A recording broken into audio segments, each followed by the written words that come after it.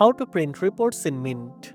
First of all, open your preferred web browser and go to the Mint website and log into your account.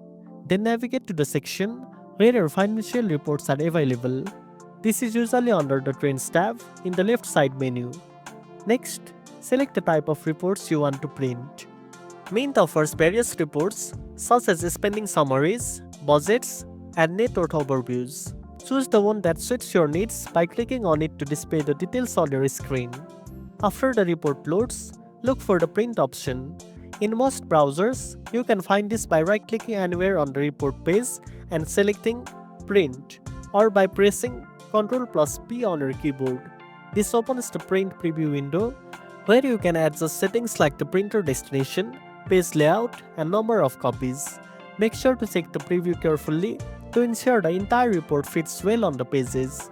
You can also choose to save the report as a PDF if you prefer a digital copy instead of a printed one. To do this, select Save as PDF in the printer destination dropdown before clicking the print button.